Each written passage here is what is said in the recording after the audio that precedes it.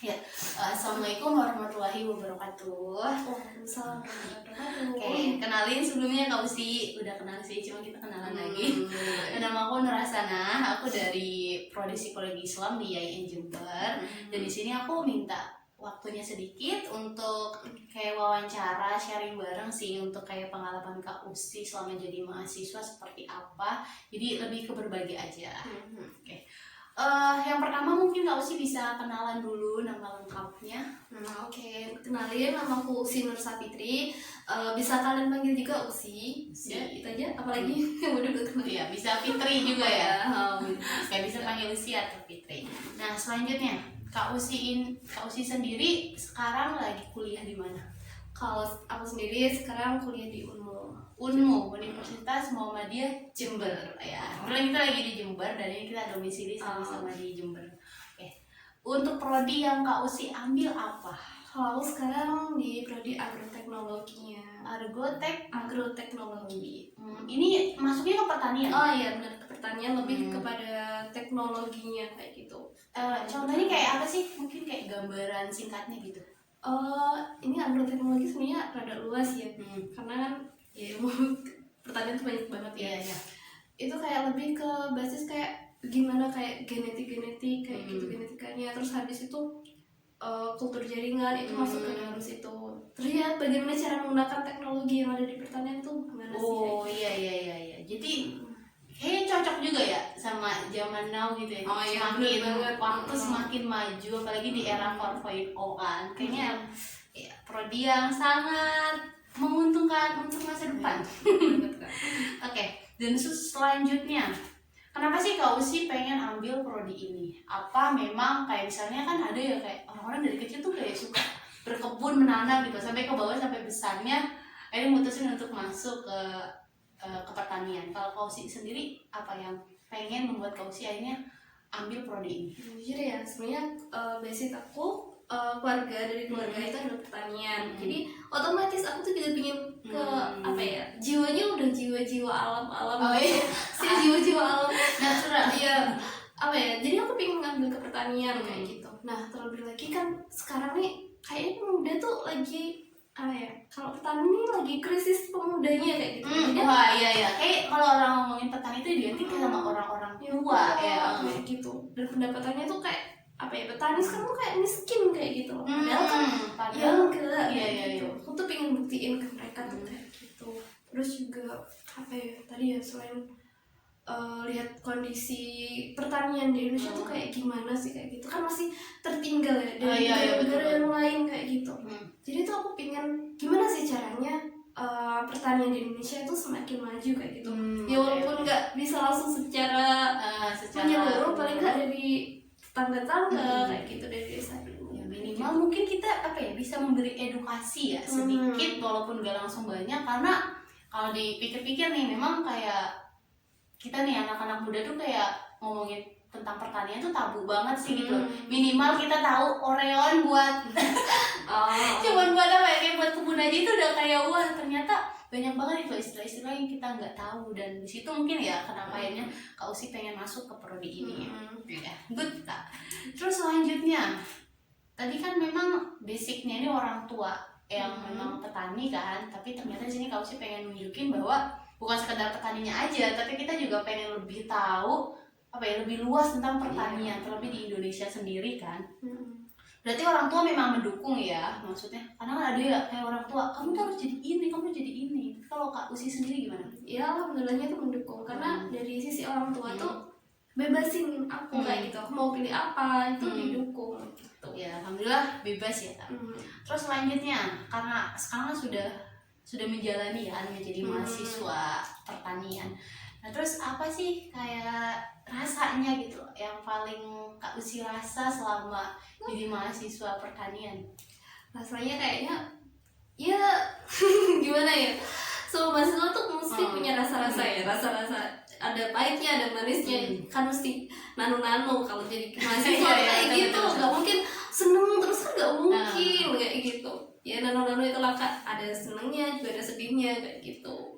Oke, itu pasti semua mahasiswa ngerasain. Tapi hal yang paling sulit Kak Usi hadapi selama jadi mahasiswa pertanian apa? Kan ya sekalipun basicnya kita memang ya minimal tahu lah ya tentang pertanian, tapi kan pasti kita akan sulit juga ya untuk beradaptasi dengan kayak pelajaran ataupun tugas-tugas yang kita juga nggak terlalu tahu gitu loh ini seperti apa. Nah itu ada nggak sih kesulitannya selama belajar atau selama ngampus itu seperti apa?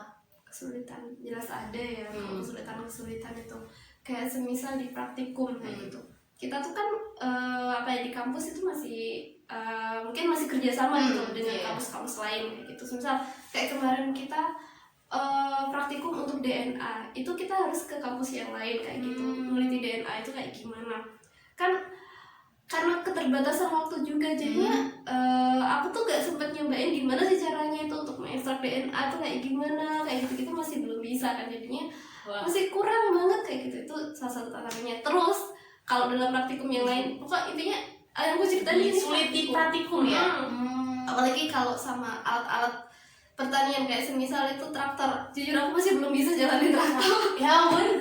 Tapi kira gini loh, kayak traktor itu lagi titiknya kayak cowok lah yang pakai bisa. Tapi perempuan apalagi terlebih sebagai mahasiswa juga harus tahu ya. Iya ya Allah, berkali-kali gagal coba menghidupin apa ya, mau menghidupin traktor itu sulit banget ya Allah, kenapa aku kayak gini. Kayak pas ngidupin traktor ya ampun aku nyesel. Enggak juga ya. Enggak. Ya, jadi memang kesulitannya lebih ke praktek ya. Karena tadi apa kayak lebih sering bolak-balik ke kampus yang lain, tambah juga praktek yang memang buat pikiran kita dan tenaga kita harus lebih kayak. Terus karena tadi ya udah apa ya, Usi udah sharing sedikit tentang pengalamannya kuliahnya gimana. Terus ada nggak sih harapan Kak Usi ke depannya nih mau jadi apa gitu? Atau impian terbesar Kak Usi setelah lulus dari dapat sarjana ini mau jadi apa gitu? Mau jadi apa? Jelas ya, balik lagi ya ke masyarakat kayak gitu.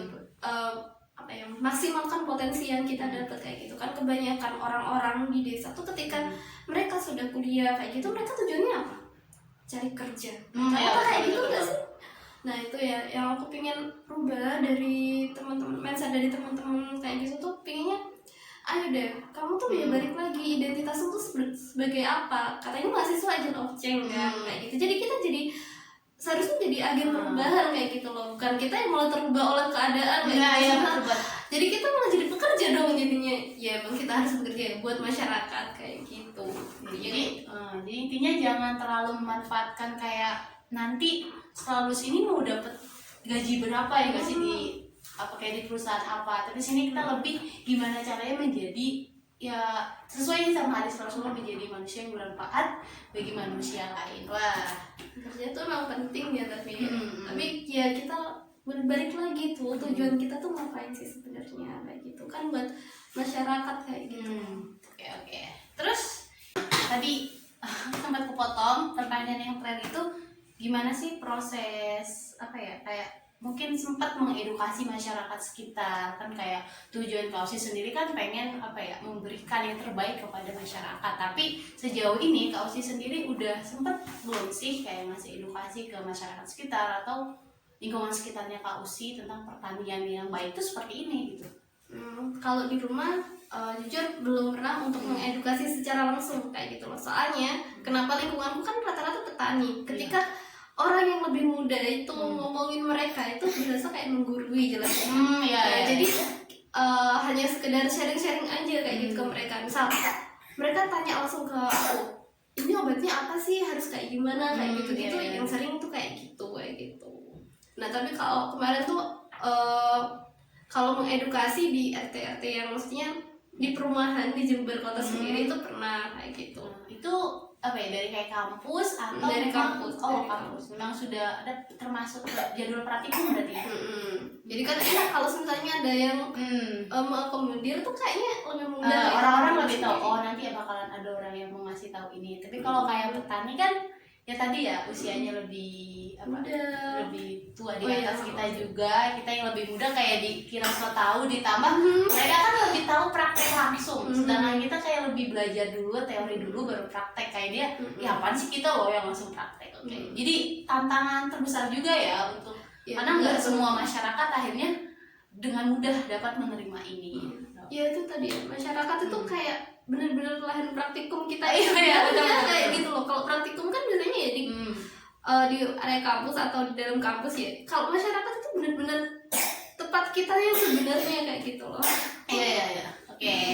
Oke Kak, mungkin itu aja. Tadi seru banget, kita udah sharing udah semua ya dari pengawal dari awal sampai akhir, tujuannya kausi apa dan prosesnya seperti apa. Terima kasih banget. Semoga nanti next aku bisa wawancarain yang lebih sama Kak Usi. Siap. Terima kasih juga. Oke, itu aja. Wassalamualaikum warahmatullahi wabarakatuh. Waalaikumsalam warahmatullahi wabarakatuh.